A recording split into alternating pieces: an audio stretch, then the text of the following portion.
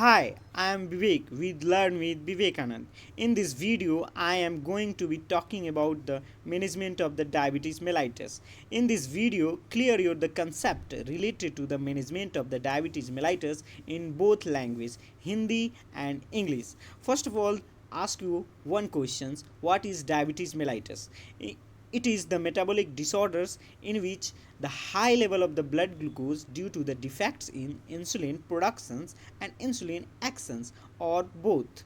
And going to the talking about the management of the diabetes mellitus. First of all, making the diagnosis on the basis of history collections, physical examination and investigations. सबसे पहले अगर हमको किसी भी चीज़ का treatment करना होता है, कोई भी डिजीज़ का ट्रीटमेंट करना होता है, तो सबसे पहले हम डायग्नोज बनाते हैं. उस डायग्नोज किसके बेसिस के आधार पे बनाते हैं? हिस्ट्री कलेक्शंस के, फिजिकल एग्जामिनेशन के और इन्वेस्टिगेशंस के बेसिस पे हम डायग्नोज बनाते हैं. प्रॉपर डायग्नोज बनाने के बाद जो हमारी हेल्प करती है ट्रीटमेंट में, सबसे पहले हम क्या करते हैं? हिस्ट्री कलेक्शंस करते हैं कि उसके फैमिली मेम्बर में किसी को डायबिटीज़ मेलाइटस है या कोई और प्रॉब्लम है या कोई और डिजीज़ है. ये सारी चीज़ें हम देखते हैं. फिजिकल एग्जामिनेशन करते हैं. फिजिकल एग्जामिनेशन में क्या करते हैं, आइए हम देखते हैं. हेल्थ हिस्ट्री तो लेते ही हैं.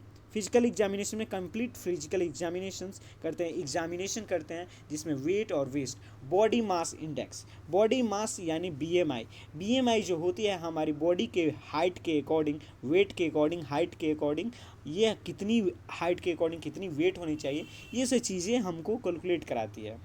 जो इसका नॉर्मल रेंज होता है 18 to 25, जो इसकी नॉर्मल इसके बीच जो वैल्यू आती है अगर हाइट के अकॉर्डिंग वेट, तो वो क्या होती है? वो नॉर्मल पर्सनस होती हैं. उसका वेस्ट सरकमफ्रांसेस, कार्डियोवैस्कुलर सिस्टम को एसेस करते हैं, आइज़ को एसेस करते हैं. आइज़ में क्या देखते हैं? रेटिनोपैथी एक ऐसी डिजीज़ है जहाँ पे रेटिना पे जो पीछे आँख के पीछे जो रेटिना होती है, जहाँ पे इमेज बनती है, वहाँ की प्रोटीन जो होती है वो वहाँ भी प्रॉब्लम आ जाती है, जिसके कारण इमेज देखने में यानी आँखों के द्वारा देखने में हमको प्रॉब्लम होती है. उसके बाद फिट्स में क्या क्या देखते हैं? Sensation, circulations, skin conditions, pressure areas, interdigital problem, abnormal bone architectures, peripheral nerves, tendon, reflex, sensation, touch, vibrations. और देखते हैं हम यूरिन में हम क्या देखते हैं? एल्ब्यूमिन, कीटोन और नाइट्रेट्स के लेवल को देखते हैं कि इसकी लेवल ज़्यादा है या कम है कि क्या है इसकी.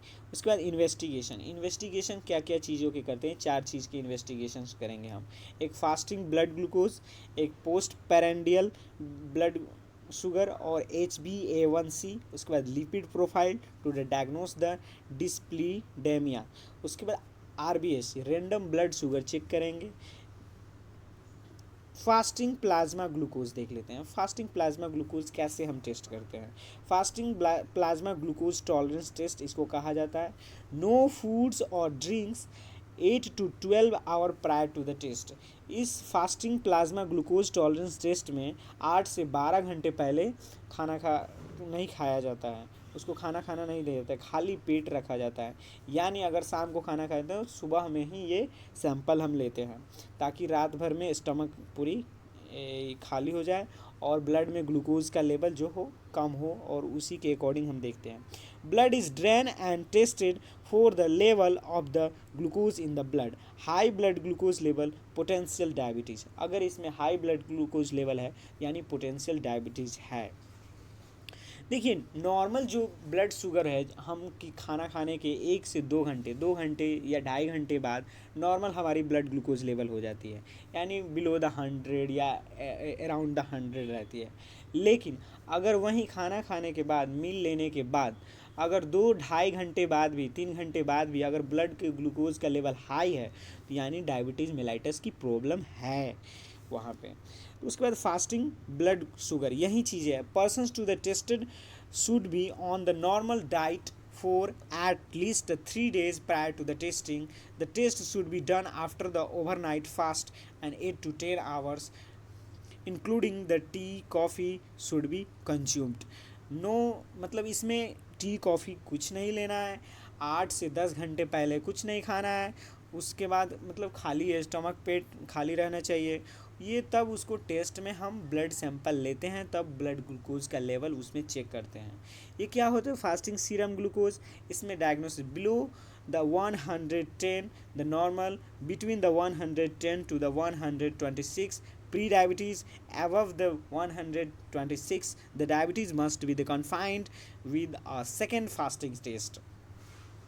And then post-prandial blood sugar following the collections of the fasting blood samples for the analysis of the fasting serum glucose, इसका एफ एस जी यानी fasting serum glucose.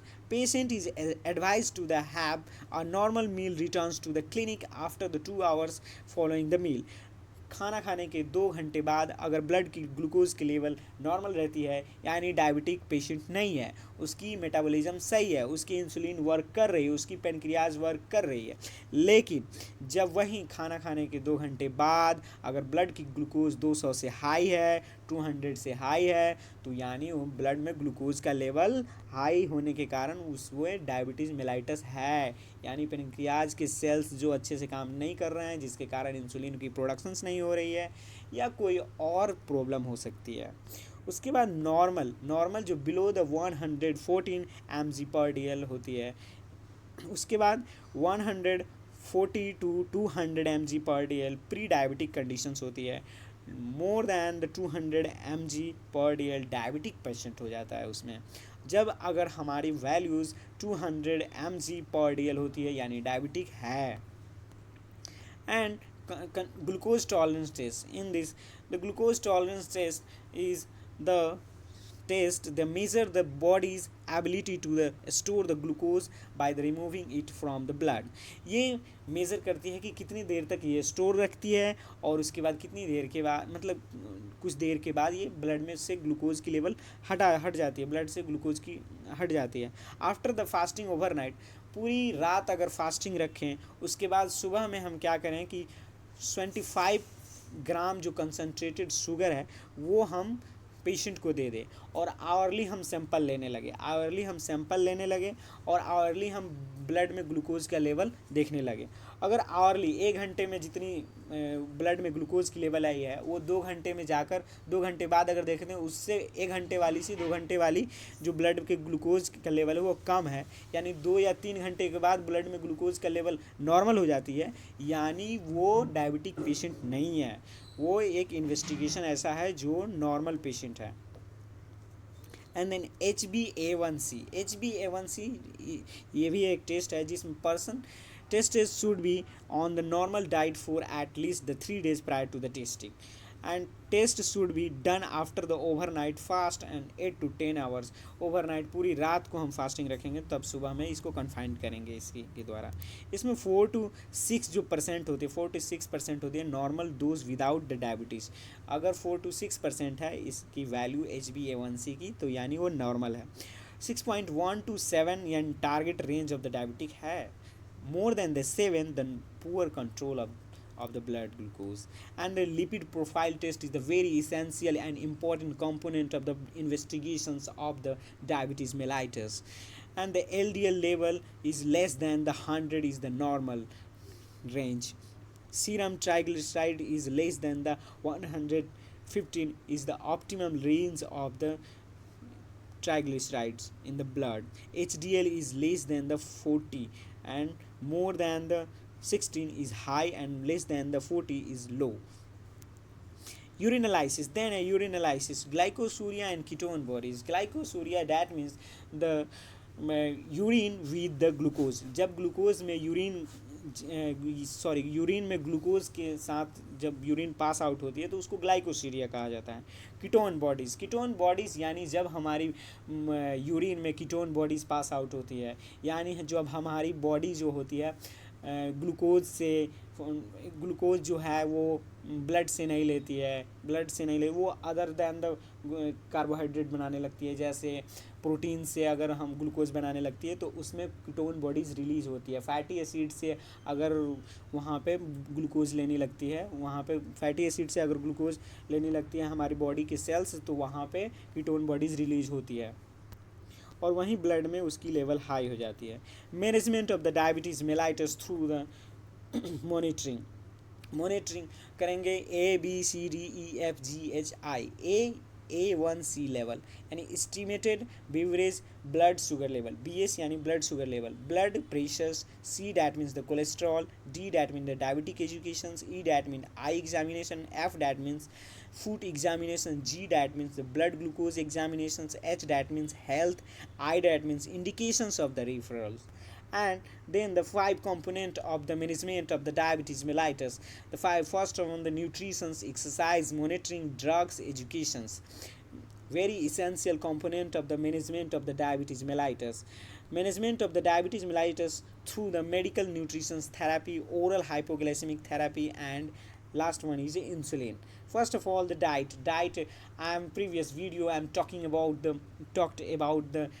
what is the diet provided to the diabetic patients to the cure the diabetes disorders. हमने पिछले video में पढ़ चुके हैं कि diabetes mellitus की कैसे डाइट देती हैं, क्या डाइट प्लान करते हैं, ये सब सारी चीज़ें हम पढ़ चुके हैं, जिसकी वीडियो की लिंक हम आपके डिस्क्रिप्शन में, इस वीडियो के डिस्क्रिप्शन में हम दे देंगे। उसके बाद हम डाइटरी मैनेजमेंट, इसमें वो जो हम पढ़ चुके हैं ये सारी चीज़ें उसमें उस वीडियो में आप देख सकते हैं। Exercise a very important component to the cure the diabetes mellitus, and exercise same time durations of the day में करेंगे। avoid the during the poor metabolic control and avoid the trauma extremities को avoid करेंगे। कहीं भी injury अगर देखेंगे कि chances होने वाली है तो वहाँ पे एक्सरसाइज वो नहीं करेंगे, कोई हैवी एक्सरसाइज नहीं करेंगे, एक मॉडरेट एक्सरसाइज करेंगे। एक्सरसाइज प्रिकॉशंस में भी देखते हैं, निगेटिव एक्सरसाइज नहीं करनी है, use of the proper footwear use करनी है ताकि कोई भी इंजरी ना हो। अवॉइड एक्सरसाइज में एक्सट्रीम हीट एंड कोल्ड, अगर हीट ज़्यादा गर्मी है और ज़्यादा ठंडी है तो उस कंडीशंस में हम क्या एक्सरसाइज नहीं करेंगे। उसको ओरल एंटी डायबिटिक एजेंट्स देंगे। 4 classes of the oral anti diabetic biguanides, insulin, एक sulfonylurea, non sulfonylurea, alpha glucosidase inhibitors, thiazolidinediones that means the TZDS and DPP4I. This is the anti-hypoglycemic agent. And then anti-hypoglycemic and oral anti-diabetic agents, this is the physiology of how to the medicines is work on the systems. And then the treatment of the type 2 diabetes mellitus is the procedures. First of all, the making the diagnosis, therapeutic lifestyle changes, and monotherapy, combinations therapy, oral drugs only, complications combinations therapy, oral drugs with insulin के साथ देंगे। insulin therapy used in the treatment of the type 1 diabetes and acute conditions of the type 2 diabetes. And then delivery methods. Delivery method क्या है? Insulin syringes के द्वारा, insulin pen के द्वारा, insulin pump के द्वारा, जेट इंजेक्टर के द्वारा। ये सारी चीज़ें आपको 4 चीज़ें इस स्क्रीन पर दी हुई है। वैसे ही इसकी क्या इंसुलिन की लगाने की, इसकी प्लेसेस क्या है कि कौन कौन से प्लेस पे हम कौन कौन बॉडी पार्ट्स पे हम इंसुलिन इंजेक्ट कर सकते हैं। Upper outer arms, abdomen, buttocks, upper outer things. Thank you for watching this video. I hope your problem and your concept is clear in these videos, and like and subscribe this video.